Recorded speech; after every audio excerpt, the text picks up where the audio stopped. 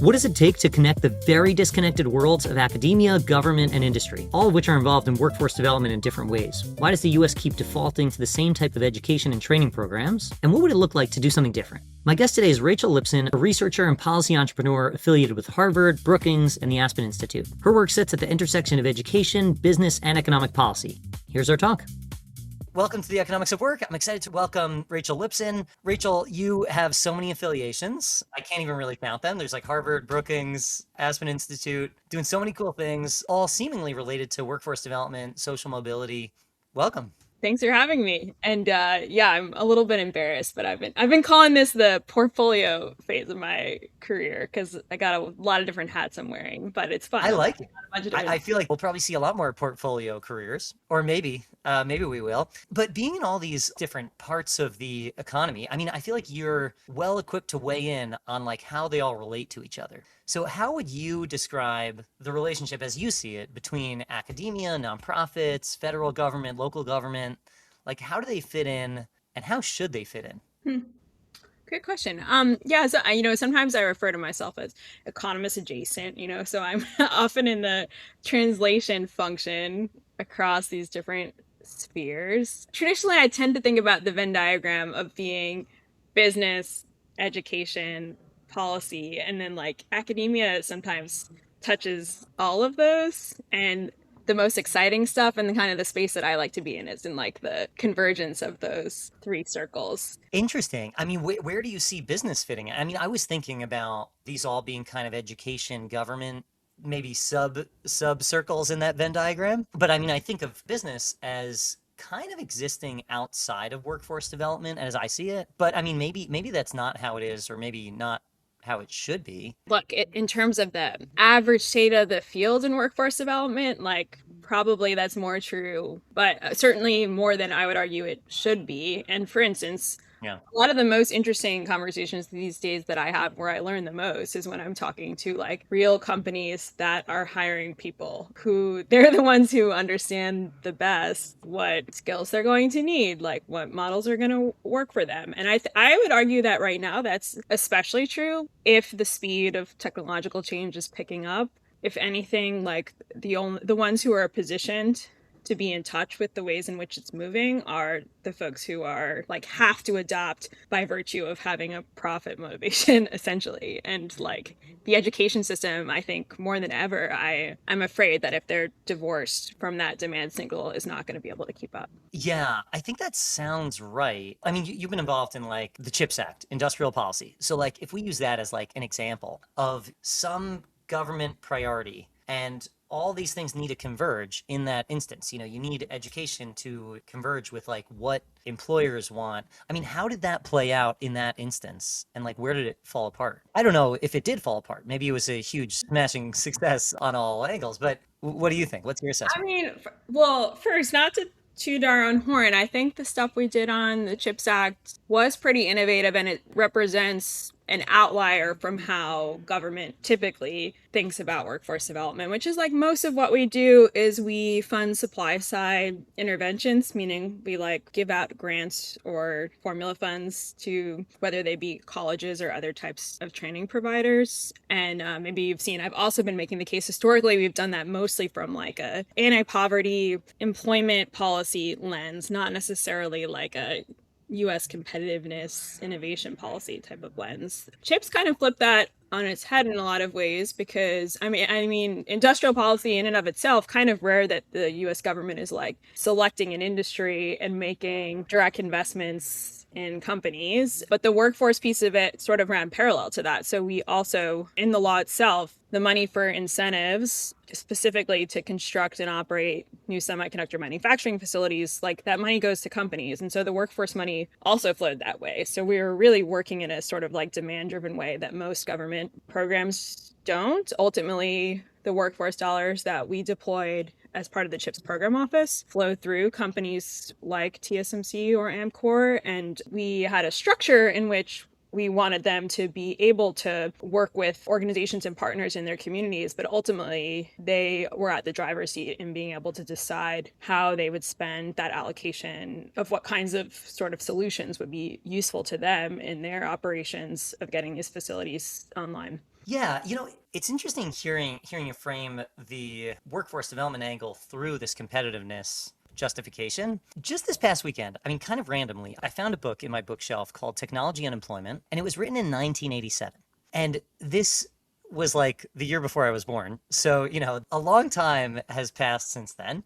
And I kind of just picked it up because I was curious, are we still having the same conversation we were having then? Because obviously we're talking about technology and employment a lot today. But what struck me when I was reading it was that so much of the focus then was hand waving past employment effects because of the justification for international competitiveness. And it was kind of saying like, oh, I think in the 80s, the big boogeyman was like Japan. And everyone was saying, oh, we're going to be overtaken by Japan and the US has to, retain its competitive edge. And therefore, whatever happens on the employment displacement side is just not that important because we have to obsess over competitiveness. It was kind of an interesting framing, I thought. And I never really think about the like employment effects of something through the lens of international competitiveness, but it sounds like it can be a powerful justification for making the right policy moves.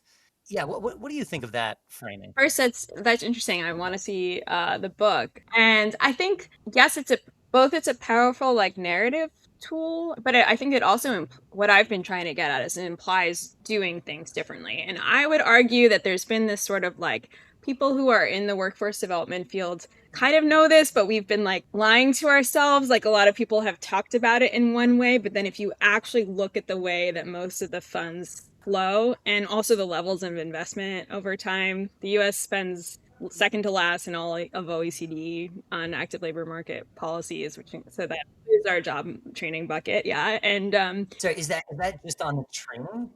that includes, like employment services, like how do we help people who are when they're out of work to get into a new job. It could be things like job search assistance or other types of coaching. Yeah, well, this is not an area where we have invested a lot of money, and it's gone down significantly in real terms over time. And I think if you look at the way that at least the main workforce development law in the United States, the Workforce Innovation and Opportunity Act, it's really peanuts compared to what we spend on higher ed. The actual money in that for training is like a few $100 million a year, most likely. And it's all categorized by these like disadvantaged groups that you're supposed to help. So you have one bucket for young adults who are disconnected from the labor market, and you have another bucket for adults that have to meet very stringent disadvantage criteria. But it means that there's actually very little dollars that are aligned around making strategic plays for priority industries. That's just not at all the way that we have designed our systems. So you may hear other people who like talk about like US competitiveness and the connection between workforce development, but it's not, I would argue, it's not really the reality of how we've set things up, at least on the federal side. Yeah. So in this case that you're trying to make, that this shouldn't just be seen as a lever for social mobility and poverty alleviation. It should be seen as like a path to, you know, be more productive. Is this like a little bit abundancy in your mind?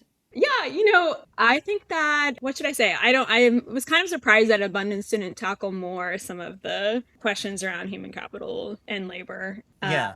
So I'll just say that. And I think that there's a variety. Yeah, if you're listening, Derek Thompson and Ezra Klein, we're coming after you. Yeah, no, I think it's a good point.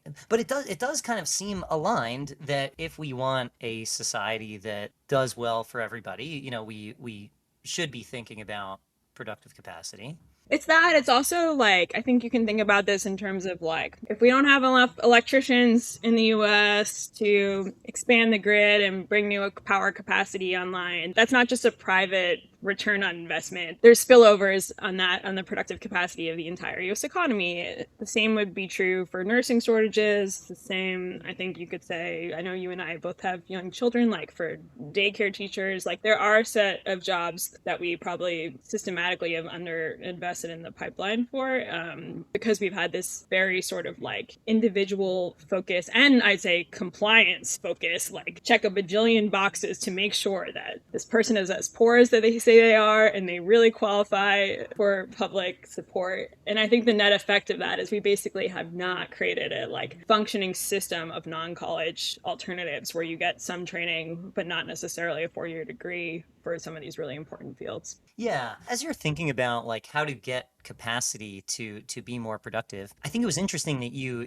talked about the supply side of this market as the education funnel. And I mean, that makes sense. That is a source of supply. But another source of supply is immigration. I mean, that's where my head would go. If I thought about labor supply increasing, I would just think, oh, more people. Is that a part of the conversation, or is that kind of just a different political? You know, in most places, to be honest, it's really not. When I was in the federal government, I actually wound up in the CHIPS office. I wore both hats. I was the workforce person, and I wound up being our immigration person and thinking about special visa categories and the ways in which the Commerce Department may or may not be able to support people that were strategically important to the semiconductor sector. I do think it's not like as simple. The types of jobs that I'm focused on that require some training often also have licensing requirements and such too. So it does make it, there's some frictions for immigration being an easy solution, even if one, open the spigot. But I think it's a good point that they probably should be in conversation with each other more than they are. But the reality is, for a variety of coalitional reasons and all of this, they're usually not. Yeah. I mean, opening the conversation on these topics seems to be, I guess I think of that as being driven by these nonprofit type institutes. And I think of Harvard Project on Workforce as one of the pioneers in opening the conversation on how to think about certain topics. And, you were the founder, co-founder of that. I mean, can you tell us the story of Harvard Project on Workforce? Like, what was the genesis of that? And like, what is it really all about? Yeah, great question. So I was a grad student back in the day, already interested in these topics, and kind of was surprised that even like a decade ago, there was a lot of like talk at the time. What a non 4-year degree pathways look like, what's the future of work, blah, blah, blah. There wasn't actually a real center or hub for that at the university. There was obviously some individual faculty members who were doing interesting research, but not sort of like a place where different academics, students, partners around the ecosystem could really kind of like reach Harvard in a cross-school interdisciplinary way. So that was sort of like part of the founding story of what we were trying to get together.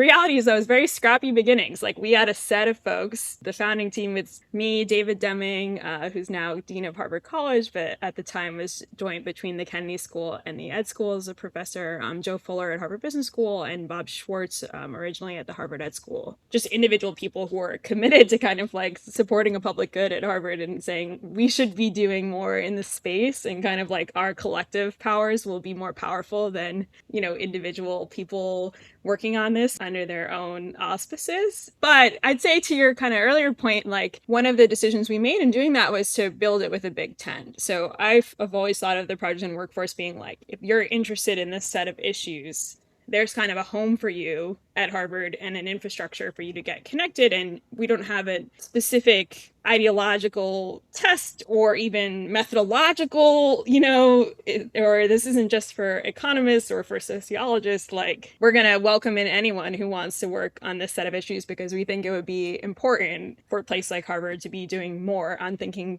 bigger on how do we help people make better transitions between education and the labor market. Yeah, I mean, it's really incredible work what you guys do, and I love what you guys are working on. But I always felt like there's a little bit of an irony to this being at Harvard, because Harvard is not that. Harvard is not, no fault to Harvard. They're serving a role, but like it's very hard to make the case that Harvard is optimizing for economic mobility. I mean, Harvard is in some way the prime example of a closed club. I mean, yeah, Harvard doesn't educate that many people, and it is small by design, produces incredible research. but it doesn't use its platform as an educator to, optimize for social mobility, or so it seems. Do you think I'm wrong about that, or do you think this is just a different channel and Harvard has all these resources and all these great researchers and is doing a public good in an unrelated way than the purpose it serves for the broader world? Yeah. Well, first, let me say I'm no longer the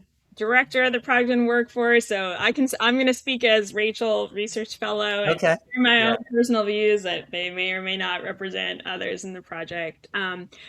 Look, it became clear to me being inside of Harvard for many years. I'll share, not be embarrassed, but say that I also went to undergrad at Harvard. I was at the business school and the Kennedy School as a student. So I've been around the ecosystem in Cambridge for a long time, but it was only when we started the project and workforce that I started understood a little more deeply the different roles that Harvard plays in the world. And like, yes, Harvard is an educational institution. I think you and Ben understand the importance of Harvard as a research institution. It's also major employer in Boston. It's so like there's a lot of different things, places where Harvard plays. At the Project on Workforce, we're not intimately involved in the delivery of workforce development content or the educational piece of the mission per se. It's mostly been more focused on translation of research into practice in the professional worlds, I'd say. But I've always tried to approach this work with a lot of humility around like where does Harvard have assets where we can uniquely add value, and then where do we not? In which case, love working with community colleges. I think it's been a great part of the work at the Project on Workforce that we're kind of like, let them lead and how can we amplify the great work that they're doing out there in the world, for instance, as one example. But things like having extraordinary researchers, access to data, connection points across places like a business school, a policy school, and an education school that will have leaders who are in decision-making capabilities across various aspects of society. If we can play a role in helping shape what those future leaders are going to do and what kind of information and insights that they draw on, I think we've done a service to the country. Totally. Yeah. I mean, at the very least, Harvard has tremendous access. And especially, in the business school and the Kennedy School. I mean, it's really incredible, like who you can get in front of. You mentioned community colleges. And can I wait? Let me just quickly say that I like I know today we are in a very different world in a different moment, but like I can tell you that when I was an undergrad in 15 years ago or so, like almost no one at Harvard, I think, was talking about this set of topics. Everything was like college access, college success, all of the education research was like so completely in that space. And I think it's been a net positive for the societal dialogue that you have. It's kind of like a powerful message that you have a set of people at Harvard saying like, yes, and that's not the only answer. Yeah. So you're saying the message was about four-year colleges. Oh, okay. And now community colleges have entered the conversation. And apprenticeships and other types of Yeah. writers and all of this. Yes. Yeah. What do you, I mean, I think, you've been a big part of that. Let's say, what else do you think contributed to that change in the vibe? Do you think it's been like economic forces or learning from what other countries are doing successfully? Like, why are we interested in community colleges, apprenticeships, and stuff like that? In like less traditional paths. Yeah, I'm interested to hear your thoughts here too, Ben. But look, like if we look at the time between when I was in college and today, and I think you can look at the polling data, for instance. I wish I had the numbers on this, but like for instance, trust in higher ed, mostly conceived of, I would say, as the four-year university sector, has just been like on a steady decline. That's just like the reality of where public opinion is at. We've seen maybe there's some shifts in trends recently, but certainly the sort of student debt piece of all of this and what's happened around student loans and the expectations around costs, I think have played a big role in contributing to some of those perceptions. But also, and this goes back to what we were talking about before we hopped on. I think there's actually a lot to learn from community colleges, which ingrained in their mission in a lot of places in the US is that they are like part of an economic engine of a community. They much more naturally, in a lot of cases, like see it as what they should do is to partner with businesses and help train people for jobs. Whereas most of higher ed has sort of like held their nose around that and said, well, what we do is, is a much more, and, I, professor, certainly know better than like you business about what this person needs to learn and exactly what should be in the components of courses that make up their degree. And like we have this other segment of education in the US that just like has not been built that way. And I think it's actually very powerful right now. I'll give you just like one example. For my recent book that's coming out in the fall, I was out in Colorado to Oh, what is this? I didn't know there was a book coming out in the fall. there's a book coming out in the fall. It's called The New American Frontier: Job Training for the Next Technological Age. And it's looking at Okay, can't wait. yeah, excited to hear your thoughts. It looks at different regions that have been early to different technological changes and tries to understand from those places like what types of jobs are coming online, what's worked and what hasn't in terms of getting people into them. And there's a big focus around sort of this segment of like community college type roles like technicians and construction trades and such that like are important to getting high-tech facilities online and into production. So I did a case on the quantum industry out in Colorado, which is built off of a long-standing strength in optics manufacturing. They have NIST out there in Boulder, and the University of Colorado at Boulder have been sort of leading physics research hubs. And there's a bunch of optics companies that came out of that and have spun off and are now really important to quantum because quantum relies in a lot of ways on lasers in addition to these like super cold refrigerators. And so this physics research that led into optics anyway is now has seeded a cluster of quantum startups and quantum companies. And all that's to say is I spent a lot of time talking to some of the sort of CEOs and founders of these companies in Colorado, and then also to some of the education partners. And it's interesting, like a lot of them are founded by people with PhDs in physics. Makes sense, right? They have a very specific conception of how the education system works, which is like based off of their own experience, which is like, I did my bachelor's in physics, then I went to get my PhD in physics. And look, maybe you know more people who have a PhD in physics than I do, so tell me if I'm wrong. But my sense is like, your PhD in physics, you spend the first few years in all this like theoretical training. And it's only at the very end that you're kind of like in the lab, like using actual tools. And like these companies have to produce actual products that work. So think about these like lasers or these refrigerators that are going to power quantum applications. Like there's real physical products in iteration. They need people who can like solder wires and stuff like that. And their mindset is like, well, I didn't get to do that until I was in like the late stages of my PhD. You talk to them about like how they're thinking about hiring, and they're like, one of them basically said to me, like, I tried to hire someone with a bachelor's in physics, and like they had no experience. They knew nothing about working with these tools or working in a lab because they had had zero experience in their physics education. So when they hear about a community college student who has an associate's, they're like, that's half of the bachelor's. This person is going to be even less well equipped than the person who has a bachelor's in physics. But like the reality of what community colleges do is like in a community college optics program, for instance, you are like working with the tools from day one. Everything is applied. They do theory kind of like on top of the application, but it's never like you sit and listen to a lecture about physics and then like years later you might get to like try some of the concepts. It's like everything is built in at the beginning. And all that to say though is like they're like, oh wow, that's really interesting, but just a misconception because of like the way that this whole segment of the US education system has been built has been basically the opposite of that. So I think we're in a really interesting moment where like, and I'm interested to hear your views on this, if some of the getting experience on the job is getting cut out by AI, like you're going to need even more of that in the education system. And so we should be looking at places like community colleges right now that have like built this as core to the design of how they educate. Totally. I mean, I always thought of, for me personally, when I was getting educated, I had to do a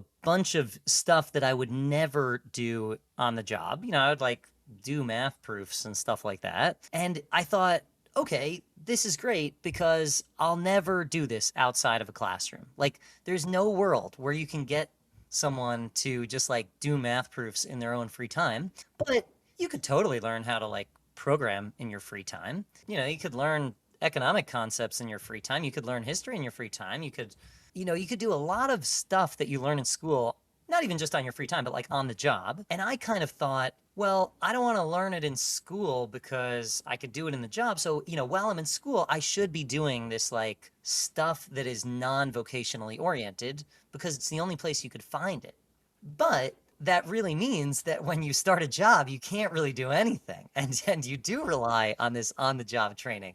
And at the time, I don't know if it was like this for you, but in my first job, I don't think I was really very good. I had to like work a lot harder to just be like minimally acceptable. And I was, yeah, just like working long weeks to do things that were like kind of easy. And yeah, I was like very not equipped.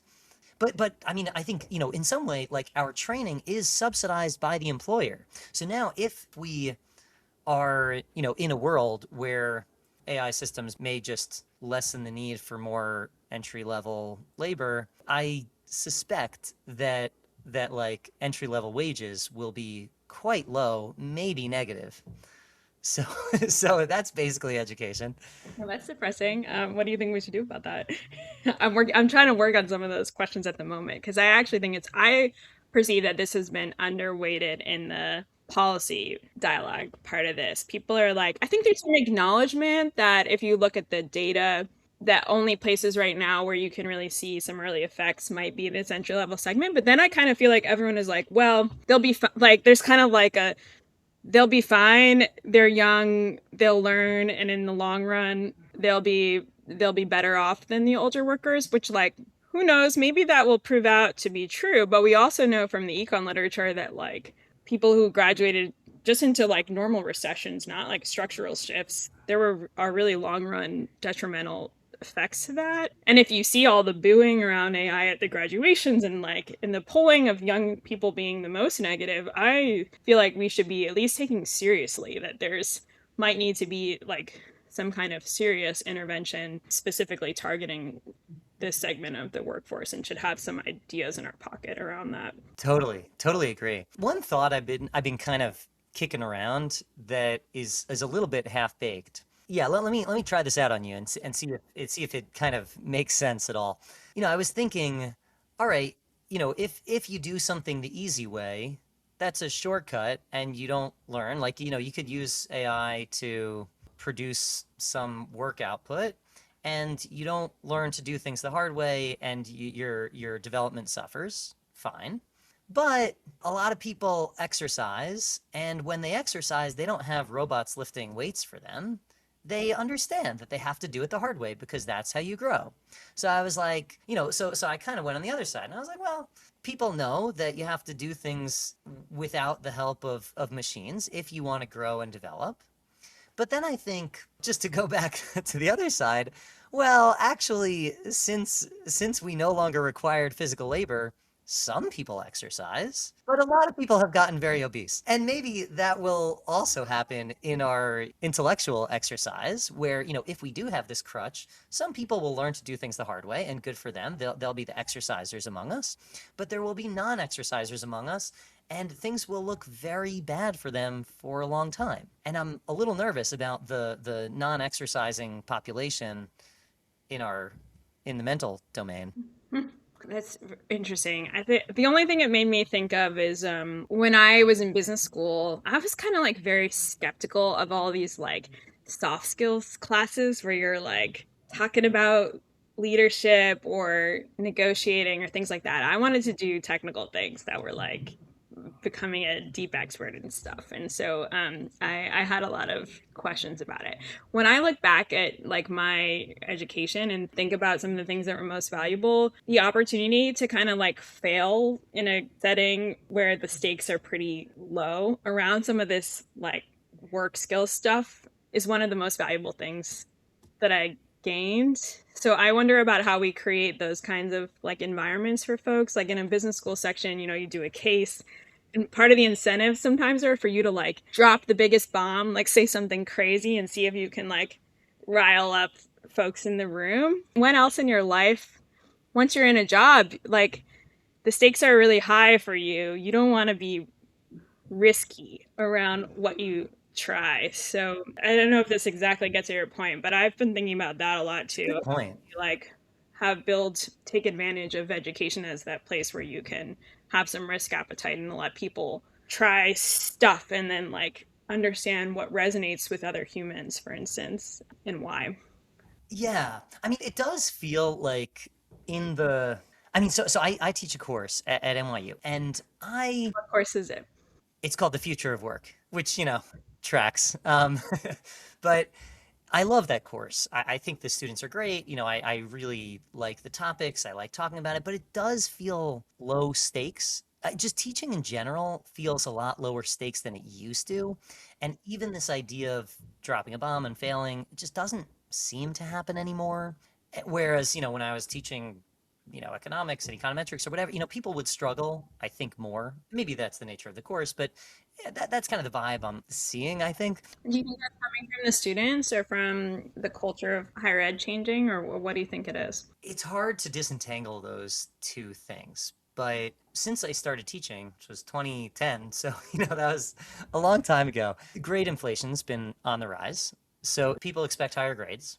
I think courses have gotten easier, and it seems like the education part of higher ed, at least 4-year degrees, seems to be eroding. But the signaling element's still there, and the network element seems quite strong. Like, I think I don't know if you ever did you ever go to summer camp as a kid? I did. I did. I went to many years of summer camp.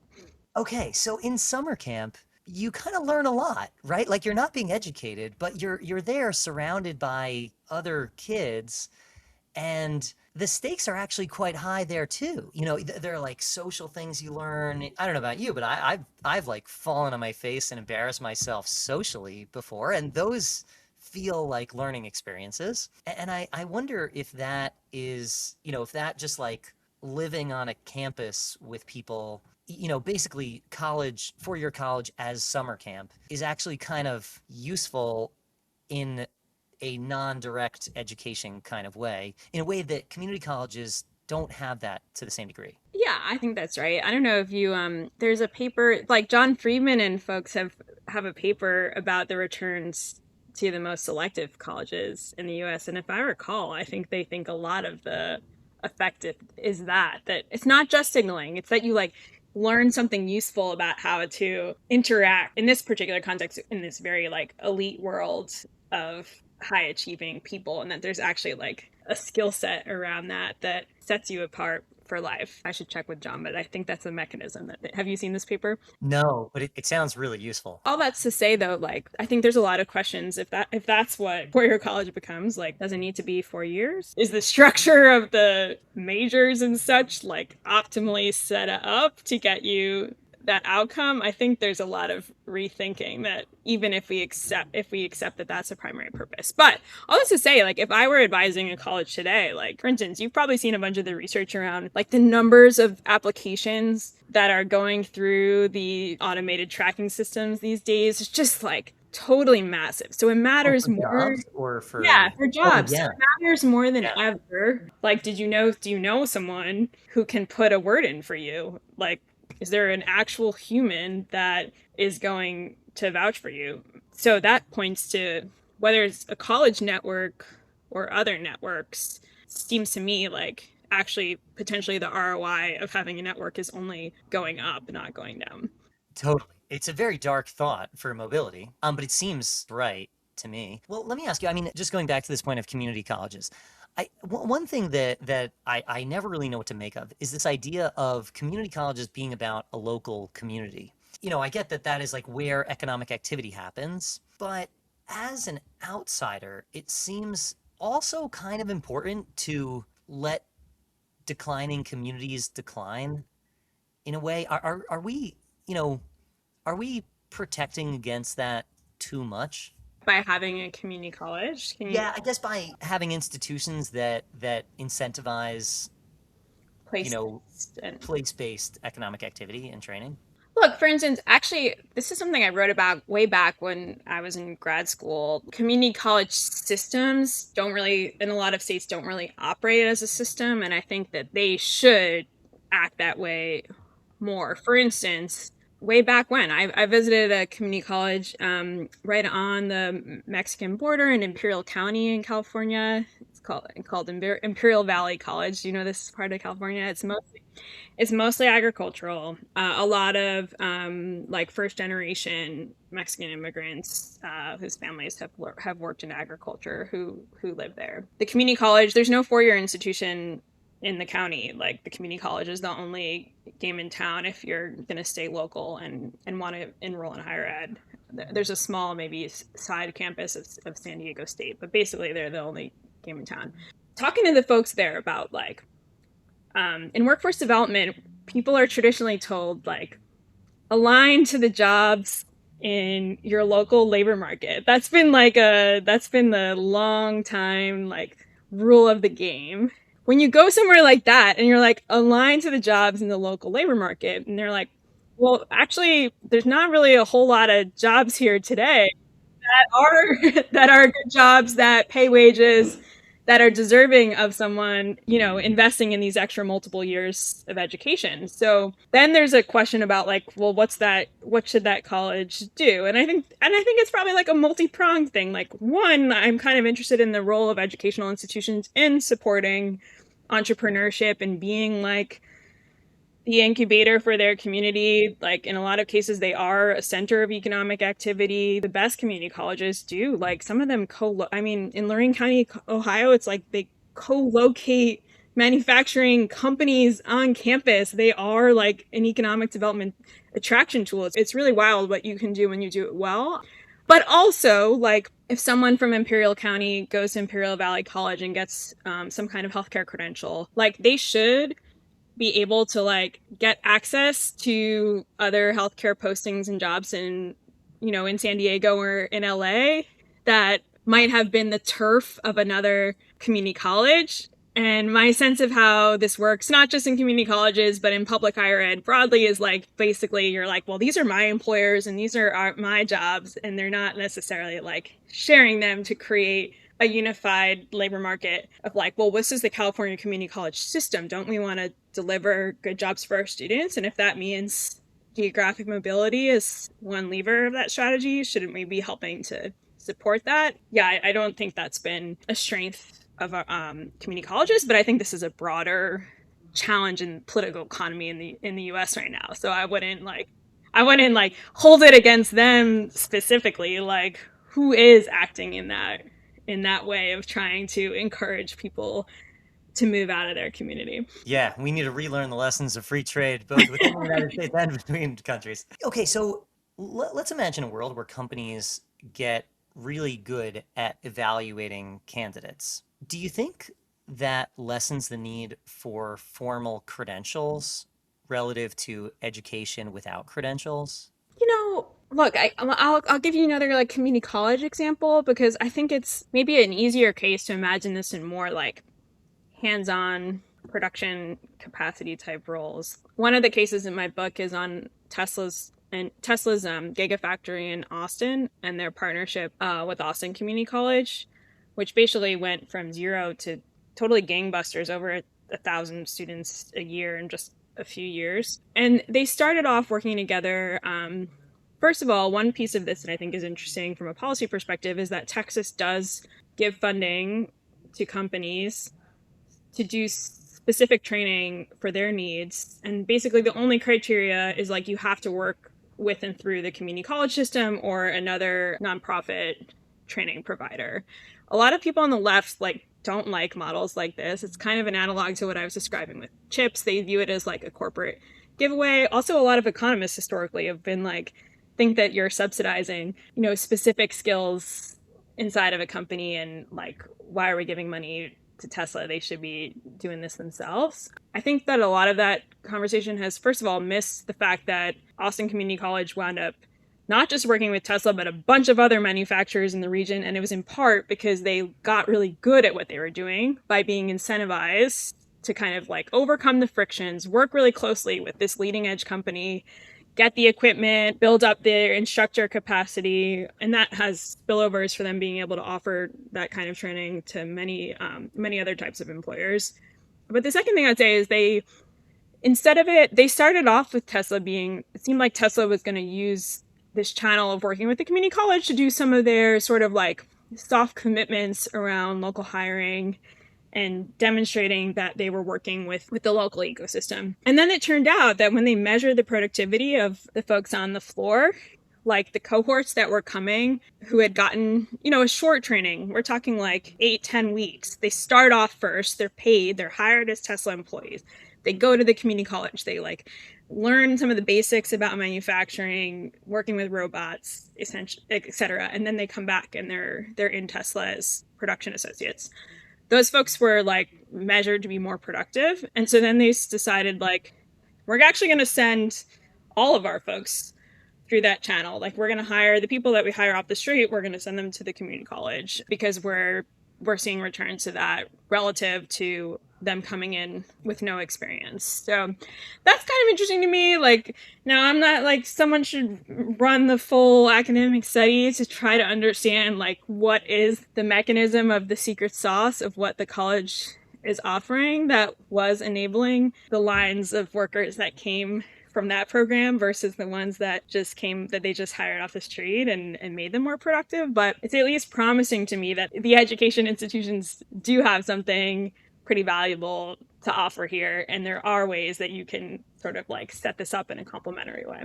Yeah, it's a great example because that's like clearly a pure education effect. That's not about signaling. It's not about anything else. One final question for you. Let's fast forward 16 years when your daughter goes off to wherever. What do you think she will be doing? Oh man, what a question. I hope that she's happy. I think she'll be doing something with people. I think like social, I'm very focused on already trying to get her social interactions. I think that like community is one of the most important things that we have. And like, sure, I'm sure she's going to be pretty competent at working with machines in ways that you and I like can't even imagine. But I think the thing that I feel confident that I can pass along to her is like, how do you build community? How do you build relationships that you can trust and rely on? And I think that's really important for like having a happy human that contributes in this world. Yeah, very very admirable goal. I hope it happens What with about her. your kids? I hope the same. I mean, so when so my wife's a psychologist, and when my oldest daughter, who's 5, asks what she does, she says I'm a feelings doctor, and then she says, "What about you, Dad?" And I say I'm a doctor of work. So, and she's like such a daddy's girl. So she's like, I want to be a doctor of work, and of course, I shouldn't take it seriously, but I find there's a part of me that's like, oh yeah, I really hope you become a labor economist. So I'm just like I want her to kind of, I don't know, maybe everyone kind of wants their kids to kind of do what they do, and maybe as a way to feel close to them. But I don't know, I think it feels like we're, figuring something out that is not well figured out. And I guess I hope for the next generation that they figure stuff out that we haven't been able to yet. So I don't know, that seems nice. But then I sometimes say this to my wife, and she's like, "You gotta let her do whatever she wants to do. Don't be prescriptive." And I'm like, "Okay, you're really getting ahead of this issue because it will be an issue." Yeah, I mean, I think there's like an optimistic look on all this, which is like my great grandparents, who came to the US, like they literally could not conceive at all of like what my day looks like. And I would argue but they're probably like, oh, that seems pretty good compared compared to how we have it. Like, one of them was like an ice laborer in New York City, like literally, carrying bags of ice like around before refrigerators. So I'm hopeful actually that we're gonna look at our kids and our grandkids and like they'll be able to look back and be like, I can't believe you were like doing these menial tasks and like, wasting your time in spreadsheets and writing emails. That's my optimistic, at least, hope for her future. I hope so too. I mean, this conversation is work, kind of. We are We're very mixing. lucky that this is what we get to. Yeah, yeah, right. I mean, maybe we'll keep progressing along this dimension. Rachel, thank you so much for being part of the show. Really enjoyed this conversation. Yeah, thank you so much. This is a lot of fun. Thanks for having me. The Economics of Work is brought to you by Rebellion Labs, workforce data for research and benchmarking. If you enjoyed, please remember to rate, review, and subscribe. It'll help us reach other curious listeners. I'm your host, Ben Zweig. Our producer is Cole Wagner. Thanks for listening.